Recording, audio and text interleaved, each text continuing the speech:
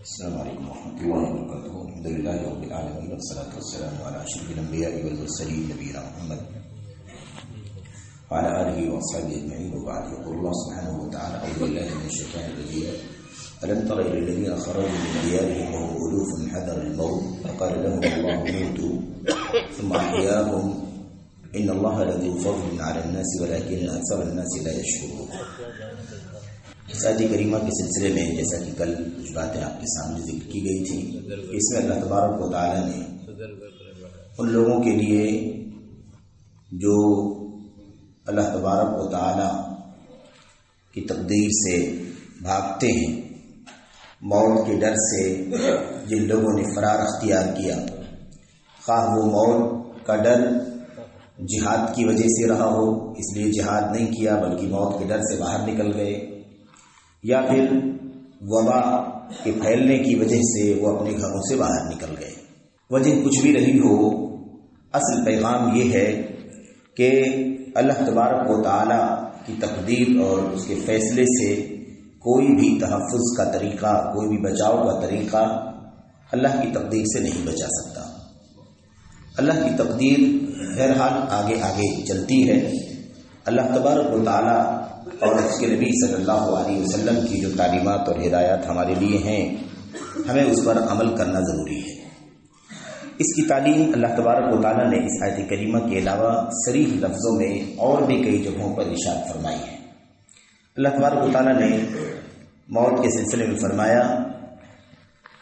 ان لوگوں کے بارے میں خاص طور پر جو جہاد کے لیے نہیں جاتے تھے، منافقین جو جہاد سے فرار اختیار کرتے تھے، گھروں میں بیٹھے رہتے تھے، اور ان لوگوں کو جو لوگ جاتے تھے انہیں ورگلاتے تھے کہ دیکھو تم لوگ چلے گئے تو تم میں سے کچھ لوگوں کی موت ہو گئی، شہادت ہو گئی، اور ہم لوگ نہیں گئے، گھر کے اندر بیٹھے رہ گئے، تو دیکھو آرام سے ہیں، زندہ ہیں، امن اور سکون کی زندگی گزار رہے ہیں. اس طرح کی باتیں کہہ کر کے وہ ورگلاتے تھے. تو اللہ تبارک و تعالیٰ نے فرمایا، ان کا نقشہ کھینچا. اللہ نے فرمایا الذین قالوا لإخوانهم وقعدوا لو أطاعونا ما قتلوا. اللہ نے ان کے بارے میں فرمایا کہ وہ لوگ جن لوگوں نے اپنے بھائیوں سے کہا اگر تم لوگ بھی جہاد کے لیے نہیں نکلتے، گھروں میں بیٹھے رہتے جیسے ہم بیٹھے ہوئے ہیں واپس آنے کے بعد، تو ما قتلوا، تو قتل نہیں کیے جاتے. جن لوگوں نے اپنے بھائیوں سے کہا، خود بیٹھے رہے یعنی میدان جہاد کے لیے نہیں نکلے، اور جو لوگ گئے تھے ان میں سے وہ لوگ جب واپس آئے، کچھ لوگوں کی ان میں سے موت ہو گئی، تو کہا کہ اگر تم بھی بیٹھے رہتے تو تم بھی بچ جاتے. ہم لوگ دیکھو بچ گئے، تمہاری موت نہیں ہوئی، ہمیں کوئی نقصان نہیں پہنچا، کوئی کسی تلوار، نیزے یا کسی اور چیز کا زخم نہیں لگا ہمیں، ہم محفوظ ہیں. تو اللہ تبارک و تعالیٰ نے ایسے لوگوں کو نصیحت کرتے ہوئے فرمایا قل، اے اللہ کے نبی صلی اللہ علیہ وسلم آپ ان سے کہیے اگر ایسی ہی بات ہے فَادْرَؤُوا عَنْ أَنفُسِكُمُ الْمَوْتَ إِن كُنتُمْ صَادِقِينَ، اگر تم اپنے اس دعوے میں سچے ہو کہ تم بیٹھے رہے، نہیں نکلے، میدان جہاد میں نہیں گئے، اس لیے تمہاری موت نہیں آئی یا تمہارے اور لوگوں کی موت نہیں آئی، تمہیں زخم نہیں لگا، فَادْرَؤُوا عَنْ أَنفُسِكُمُ الْمَوْتَ، تو تم گھر میں بیٹھے رہو، اپنی ذات سے موت کو ٹال کر کے دکھا دو. یعنی اگر تم یہ سمجھتے ہو کہ باہر نکلیں گے تو ہی مارے جائیں گے، جہاد کے لیے جائیں گے تو ہی قتل کیے جائیں گے، ورنہ گھر میں بیٹھے رہیں گے تو موت نہیں ہوگی، ایسا اگر تم سمجھتے ہو، اپنے بھائیوں کو ورگلا رہے ہو، ان لوگوں کو جو مسلمان ہیں اور گئے تھے میدان جہاد میں شریک ہوئے، تو تم گھر میں بیٹھے رہو اور اپنی ذات سے، اپنے نفس سے یعنی اپنے آپ سے موت کو ٹال کر کے دکھاؤ اگر تم سچے ہو. تو یہ سبق ہے. اللہ تبارک و تعالیٰ نے ان کو یہ بات سمجھائی کہ موت سے کوئی بھی چیز نہیں بچا سکتی ہے. موت بہرحال جو اس کا وقت متعین ہے، اس وقت انسان کی موت آ کر کے رہے گی.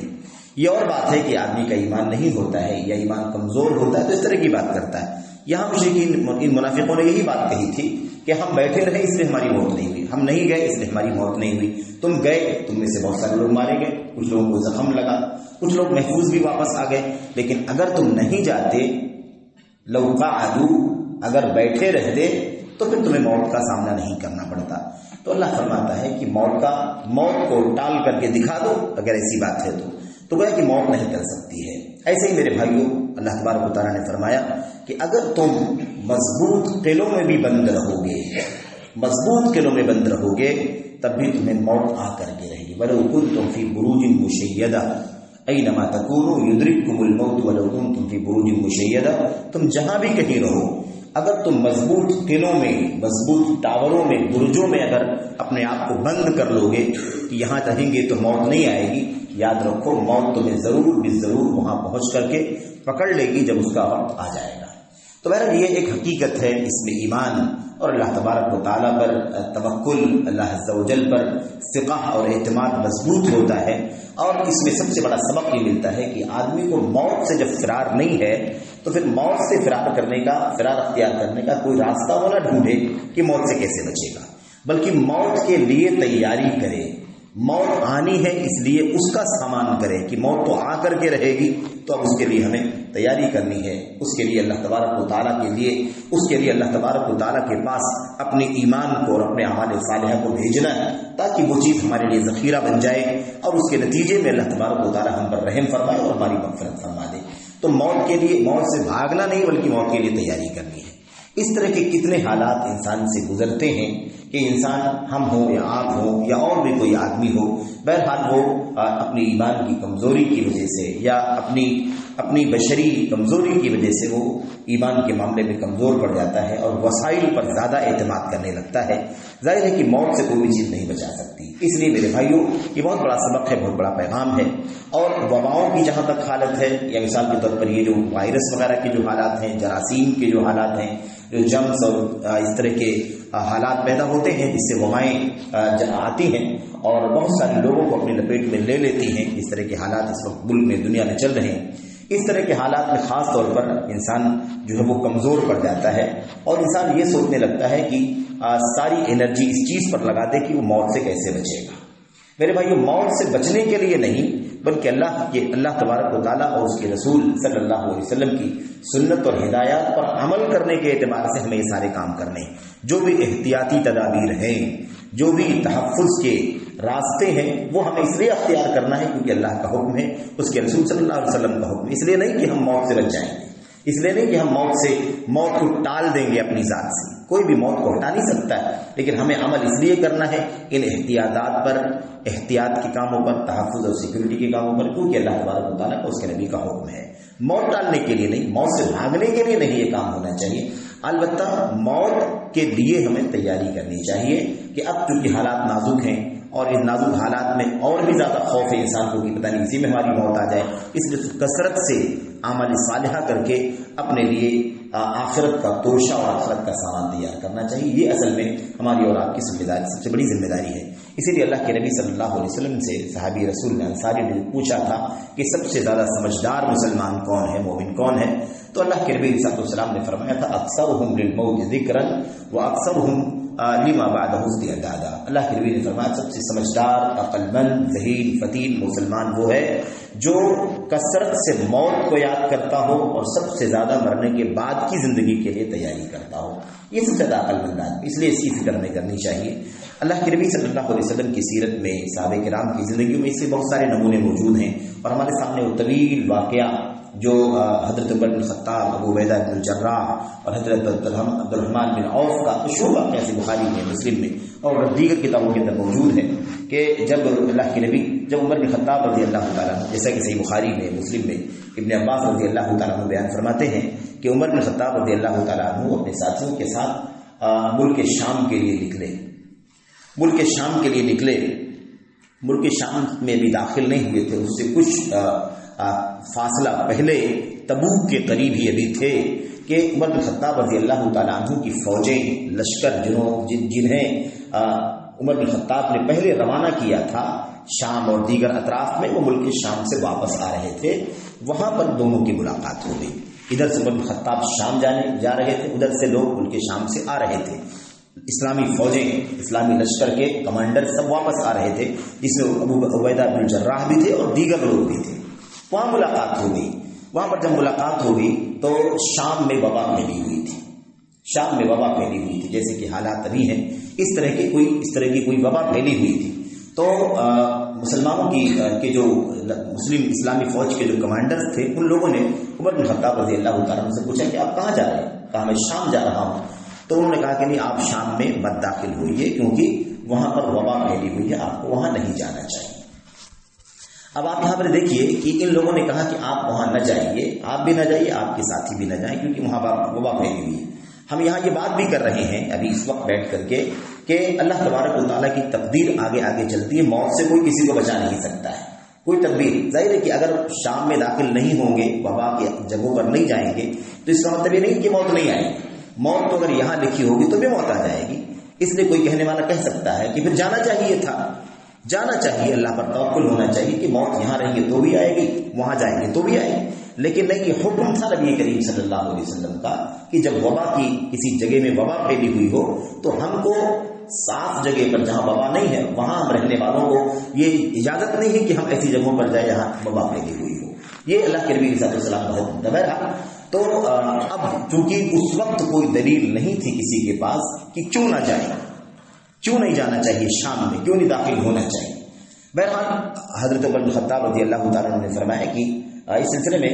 کوئی کسی کے پاس علم ہے، کوئی سنت ہے، کوئی دلیل ہے اللہ کے نبی علیہ السلام کی تو پیش کرے۔ تو انہوں نے کہا کہ دیکھیے ہمیں علم تو نہیں ہے لیکن وبا پھیلی ہوئی ہے، وہاں جانا مناسب نہیں۔ عمر بن خطاب نے کہا کہ نہیں، ایسے نہیں، آپ ایک کام کرو، جو مہاجرین تھے، جو اس وقت جو بھی زندہ تھے اس وقت، جو حضرات صحابہ کرام مہاجرین اولین میں سے، جو پرانے یعنی جو اوائل آغاز میں جو ایمان لائے، اسلام لائے، ہجرت کیا، ان مہاجرین میں سے جو بھی ہیں ان کو بلواؤ۔ ان کو بلایا گیا، فوج میں شامل تھے، وہ آئے۔ بن خطاب نے پوچھا کہ آپ لوگ بتائیے کہ کیا کرنا چاہیے، آپ لوگوں کے پاس کوئی علم ہو، اللہ کے نبی کی سنت ہو۔ انہوں نے فرمایا کہ نہیں، ہمارے پاس کوئی علم نہیں ہے۔ اب کچھ لوگوں نے کہا کہ ہاں نہیں جانا چاہیے، کچھ لوگوں نے کہا کہ کوئی ہمارے پاس علم نہیں، اس لیے آپ جانا چاہیے تو جائیے۔ یعنی اختلاف کر لیا، ان لوگوں میں اختلاف ہو گیا کیونکہ دلیل سامنے نہیں تھی۔ اس وقت انہوں نے کہا کہ نہیں، انصاری صحابہ کرام کو بلاؤ۔ تو مدینے کے انصار جو تھے وہ بلایا گیا، ان سے مشورہ کیا تو انہوں نے بھی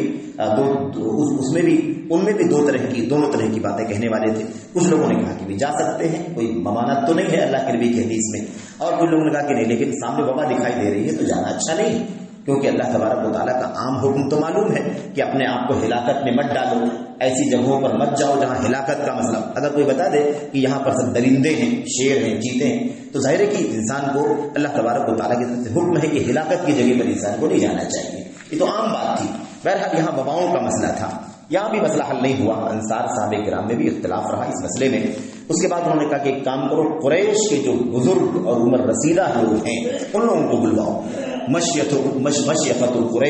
قریش کے جو بزرگ اور کبار بڑے عمر کے لوگ ہیں، جنہوں نے نبی کریم صلی اللہ علیہ وسلم کے قریب رہ کر کے کچھ چیزوں کو سنا اور دیکھا ہوگا، ان کو بلواؤ۔ جب وہ آئے تو انہوں نے کہا کہ نہیں، جانا مناسب نہیں ہے آپ کے لیے، ہم لوگ وہاں سے آ رہے ہیں، کیونکہ ابھی نکلے ہیں اور نکلتے ہی پتہ چلا کہ وبا پھیلی ہوئی ہے، اس لیے آپ وہاں داخل مت ہوئیے، کیونکہ ہم کو نکلنا ہی تھا، ہم کو آنا تھا، اس لیے ہم تو آ رہے ہیں، لیکن آپ وہاں داخل مت ہوئیے۔ بہرحال البتہ انہوں نے کوئی دلیل اس سلسلے میں پیش نہیں کی۔ اتنے میں ابھی یہ گفتگو چل ہی رہی تھی، بات چیت چل ہی رہی تھی کہ نہیں بلکہ اس سے پہلے انہوں نے کہا کہ ٹھیک ہے، مجھے اس پر اطمینان لگتا ہے کہ مجھے وبا کی جگہ پر، وبا کی سرزمین میں نہیں جانا چاہیے، اس لیے اپنے جو جن کے ساتھ وہ جا رہے تھے ان لوگوں کے درمیان اعلان کروا دیا کہ بھائی ہم لوگ صبح واپس نکل جائیں گے، نہیں جائیں گے، یہ لوگ جو بتا رہے ہیں اس کے حساب سے ہمیں نہیں جانا ہے، اور صبح ہم قافلہ تیار کر لو سب کے سب، اور اپنی سواریاں تیار کر لو، صبح ہم نکل جائیں گے۔ عمر بن خطاب رضی اللہ تعالیٰ عنہ جب یہ فیصلہ کر دیا کہ صبح نکل جائیں گے، تو حضرت ابو عبیدہ ابن الجراح رضی اللہ تعالیٰ عنہ جو دیر سے بیٹھ کر کے ساری باتیں سن رہے تھے، انہوں نے اس فیصلے پر اعتراض کیا، اور انہوں نے کہا کہ کیوں آپ نکلنے کا فیصلہ کرتے ہیں؟ افرار من قدر اللہ، کیا اللہ کی تقدیر سے بھاگنے کے لیے ایسا کر رہے ہیں؟ یعنی اللہ کی تقدیر سے بھاگنا چاہتے ہیں؟ اللہ کی تقدیر میں لکھا ہوگا، اللہ نے تقدیر میں لکھا ہوگا کہ وبا لگ جائے، طاعون پھیلا ہوا ہے، طاعون لگ جائے تو لگ جائے، اور اگر نہیں لکھا ہوگا تو پھر آپ کیوں اس طرح سے کر رہے ہیں؟ جو بھی لکھا ہوگا وہ ہوگا، تو آپ کیا افرار من قدر اللہ، کیا اللہ کی تقدیر سے بھاگنا چاہ رہے ہیں، آپ کی تقدیر سے بچ جائیں؟ تو عمر بن خطاب رضی اللہ تعالیٰ عنہ نے ناراضگی کے انداز میں فرمایا کہ اگر یہ بات ابو عبیدہ تمہارے سوا کسی اور نے کہا ہوتا تو کوئی بات نہیں تھی، آپ تو اتنے اونچے اور اتنے بلند پائے کے صحابی ہیں، اور آپ کو بھی اللہ تبارک و تعالیٰ نے جنت کی بشارت دی ہے۔ لو غیرک قالھا یا ابا عبیدہ، اے ابو عبیدہ اگر یہ بات تمہارے علاوہ کسی نے کہی ہوتی، کاش کسی نے کہی ہوتی تو کوئی بات نہیں تھی، لیکن تم یہ بات کہہ رہے ہو، ٹھیک ہے تم اگر یہ کہہ رہے ہو کہ میرا یہ فیصلہ تقدیر سے بھاگنے کے لیے ہے کہ میں تقدیر سے بچ کے بھاگنا چاہتا ہوں، تو آپ یہ سمجھ لیں کہ فرار من قدر اللہ الی قدر اللہ، کہ میں تقدیر سے بھاگ کر کے اللہ کی دوسری تقدیر کی طرف جا رہا ہوں۔ میں اللہ کی ایک تقدیر سے، اگر تم سمجھتے ہو کہ تقدیر سے بھاگنا ہے، یہ واپس جانے کا فیصلہ تقدیر سے بھاگنا ہے، تو یوں سمجھ لو کہ میں ایک تقدیر سے اللہ کی بھاگ رہا ہوں، اللہ کی دوسری تقدیر کی طرف جا رہا ہوں، یعنی میرا یہاں سے نکل کر کے جانا، واپس ہونا، یہ بھی تو مقدر ہے اللہ تبارک و تعالیٰ کی طرف سے۔ یہ بات انہوں نے کہی، اس حساب سے سمجھایا کہ تم اس کو تقدیر سے بھاگنا مت سمجھو، تحفظ ہے، یہ بچاؤ ہے، یہ احتیاط ہے، اس حساب سے بھاگ رہا ہوں۔ تو یہاں سے اگر بھاگ رہا ہوں تقدیر سے پھر اختیار کر رہا ہوں تمہارے کہنے کے مطابق، تو میں یہاں سے بھاگ کر کے دوسری تقدیر کی طرف جا رہا ہوں، کیونکہ وہ بھی تقدیر میں لکھا ہوا۔ اس طرح کی بات انہوں نے سمجھائی، اور اس کے بعد مثال دیا کہ تم اس کو تقدیر سے بھاگنا کیسے کہہ سکتے ہو، یہ تو ایسے ہی ہے جیسے تم کہیں سفر کر رہے ہو اور تم پڑاؤ ڈالو، یعنی کہیں کسی جگہ پر اتر جاؤ اور اپنی سواریوں کو چھوڑ دو، اور جس وادی میں تم اترو وہاں پر کوئی جگہ ایسی ہو جہاں پر کافی ہریالی ہو، کافی گھاس پھوس ہو، اور دوسری طرف مطلب بنجر جگہ ہو جہاں پر گھاس پھوس نہ ہو، تو اب جو تمہاری سواریاں تم جو ہریالی اور شاداب، سرسبز و شاداب زمین پر چھوڑو گے اور وہاں وہ چریں گی اور وہاں وہ کھائیں گی تمہاری سواریاں، یہ بھی اللہ کی تقدیر کے مطابق ہے۔ اور جو تمہاری جو سواریاں اس طرح کی جگہ جو بنجر ہے، چدیر میدان ہے جہاں پودے نہیں اگتے، جو وہاں پہنچ گئی وہ بھی تقدیر کے مطابق ہے۔ تو جو ادھر ہے وہ بھی تقدیر کے مطابق، اور جو ادھر چلے گئے وہ بھی تقدیر کے مطابق، جن کو ہری گھاسیں کھانے کو مل گئی وہ بھی تقدیر کے مطابق ہے، اور جن کو کچھ نہیں ملا، بنجر زمین میں اتر گئی وہ، یعنی چلی گئی اس طرف، وہ بھی تقدیر کے مطابق ہے۔ تو اس میں تقدیر کی مخالفت کی کون سی بات ہے، تقدیر سے فرار اختیار کرنے کی کون سی بات ہے، یہ تو محض احتیاط کی بات ہے کہ وبا ہے تو نہیں جانا چاہیے، اس طرح کی بات کہی۔ ابھی یہ گفتگو چل رہی تھی آپس میں دونوں طرف سے، اتنے میں حضرت عبدالرحمن بن عوف رضی اللہ تعالیٰ عنہ تشریف لائے۔ عبدالرحمن بن عوف کچھ کام کے لیے، کسی کام کے لیے اس وقت وہاں موجود نہیں تھے، کسی اور کام کے لیے کہیں چلے گئے تھے، لیکن یہ گفتگو چل رہی تھی تو واپس آئے اور دیکھا کہ گفتگو چل رہی ہے، بحث ہو رہی ہے، تو انہوں نے فوراً کہا کہ بھائی اس میں اختلاف مت کرو، ان لی فی ھذا علما، میرے پاس اس مسئلے کے سلسلے میں، ایگزیکٹ اسی مسئلے کے سلسلے میں ایک علم موجود ہے نبی کریم صلی اللہ علیہ وسلم کی طرف سے، ایک حدیث میرے پاس ہے، وہ حدیث میں آپ کو سنا دیتا ہوں، اعتراض ختم ہو جائے گا، یہ سارا اختلاف، سارا بحث و مباحثہ اور مناظرہ سب ختم ہو جائے گا۔ انہوں نے کہا کہ وہ حدیث یہ ہے کہ میں نے سنا ہے نبی کریم صلی اللہ علیہ وسلم کو فرماتے ہوئے کہ جب تم، اس کا خلاصہ یہ ہے کہ جب تم کسی ایسی جگہ پر ہو جہاں پر وبا نہ ہو تو تم ایسی جگہ نہ جاؤ جہاں پر وبا پھیلی ہوئی ہو، اور جب تم کسی ایسی جگہ پر ہو جہاں وبا پھیلی ہوئی ہو تو وہاں سے نکل کر کے ایسی جگہ نہ بھاگ کر کے جاؤ جہاں وبا نہ پھیلی ہوئی ہو۔ تو جو لوگ سیف جگہ پر ہوں وہ وبا کی جگہ پر نہ جائیں، اور جو لوگ وبا زدہ جگہ پر ہوں، وبا کی جگہ پر ہوں، علاقے میں ہوں، وہ وہاں سے نکل کر کے سیف جگہ پر نہ جائیں۔ یہ میں نے نبی کریم صلی اللہ علیہ وسلم کی حدیث سنی ہے، اس لیے اس حدیث کے مطابق آپ کے لیے ملک شام میں انٹری کرنا، داخل ہونا درست نہیں ہے۔ فوراً فیصلہ ہو گیا اور سب لوگوں نے فیصلہ کیا کہ واپس جائیں گے۔ اب یہاں پر ہمیں یہ دیکھنا ہے کہ نبی کریم صلی اللہ علیہ وسلم نے یہ کہا ہے کہ ایسی جگہوں پر وہ لوگ نہ جائیں جو سیف ہوں، ایسی جگہوں پر نہ جائیں جہاں پر وبا پھیلی ہوئی ہو، اور جو لوگ وبا کی جگہ پر ہوں ان کو بھی اللہ کے نبی نے فرمایا کہ وہ وہاں سے نکل کر کے ایسی جگہ نہ جائیں جہاں پر وبا نہ پھیلی ہوئی ہو۔ دونوں کو حکم ہے کہ اپنی اپنی جگہ پر رہو۔ تو یہ وبا کی جگہ پر جانے سے بھاگنا اور وبا والی جگہ سے نہ نکلنا، یہ ساری چیزیں اللہ کے نبی صلی اللہ علیہ وسلم کے حکم اور آپ کی سنت کی وجہ سے ہیں۔ اس لیے نہیں ہے کہ آدمی تقدیر کا انکار کر رہا ہے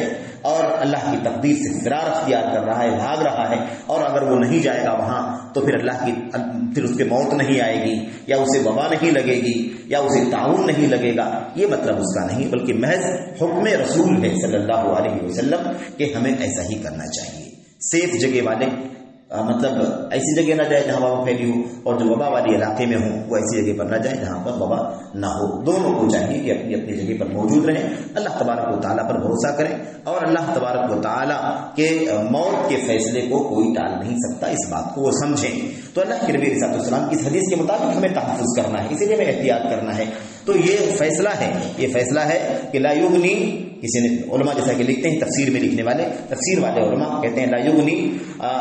حذر من قدر، کوئی بھی احتیاط، کوئی بھی تحفظ، کوئی بھی بچاؤ انسان کو تقدیر سے نہیں روک سکتا، بے نیاز نہیں کر سکتا، تقدیر تو ساتھ ساتھ میں ہے۔ اس لیے اللہ سے دعا کریں کہ اللہ تبارک و تعالیٰ ہمیں احتیاطی تدابیر پر عمل کرنے کی توفیق عطا فرمائے، تحفظات کو لینے کی توفیق عطا فرمائے، اور اسباب اختیار کرنے کے ساتھ ساتھ اللہ تبارک و تعالیٰ ہمیں